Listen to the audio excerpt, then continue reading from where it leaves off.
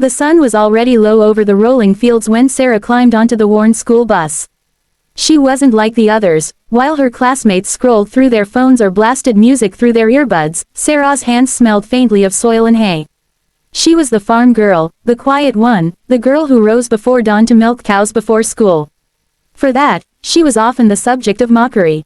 At the back of the bus sat Travis, the loudest and most arrogant bully in their small-town high school. He leaned against the torn leather seat with a smug grin plastered across his face, flanked by his friends who laughed at every cruel word he uttered. For weeks, Travis had been searching for a way to push Sarah past her breaking point, but she never gave him the satisfaction. That afternoon, he decided to step up his game. Sarah sat near the middle, quietly opening her worn satchel to check on her books. She didn't notice Travis moving closer, his footsteps soft and calculated. He glanced around, no teachers, no bus driver watching, then slipped a small plastic bag into her satchel. The crinkle of plastic was lost beneath the chatter and engine noise. The bag was filled with something that looked illegal, sinister, exactly the kind of thing that could destroy someone's life in a small town like theirs. His friends stifled laughter as Travis whispered, "Let's see little Miss Farm Girl explain this one." Minutes later, the bus screeched to a halt in front of the school. As students filed out, Travis was already scheming. He planned to tip off the hall monitor or maybe even the principal. If Sarah's bag got searched, she would be in more trouble than she could ever climb out of. Sarah, unaware of the scheme, headed toward the library as usual. But her sharp instincts, shaped by years of living on a farm where small details meant survival, picked up something odd. Her satchel felt heavier than usual. She frowned, opening it beneath the soft glow of the library lights. Her eyes widened at the sight of the bag tucked between her notebooks. She wasn't naive. She knew exactly what it was and what kind of trap had been set for her.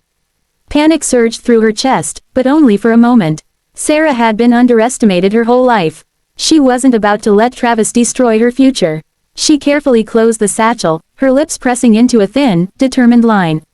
If Travis wanted a game, he was about to learn he picked the wrong opponent. Next day, whispers already floated through the halls. Travis had done his part, spreading rumors that Sarah was into something shady. Teachers and students alike began giving her suspicious glances.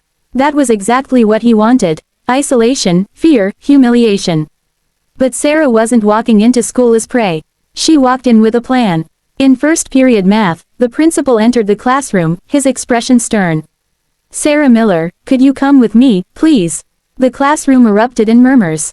Travis leaned back in his chair, smug as ever, waiting to enjoy the show. Sarah followed calmly, clutching her satchel. The principal guided her into his office, where the vice principal and a security officer were already waiting. "We've received a concerning report," the principal said gravely. "We need to search your bag." Sarah's heart thudded, but her face remained composed. "Of course," she replied softly. She handed over the satchel, her steady voice betraying no fear. The officer unzipped it, revealing the small plastic bag tucked between her books.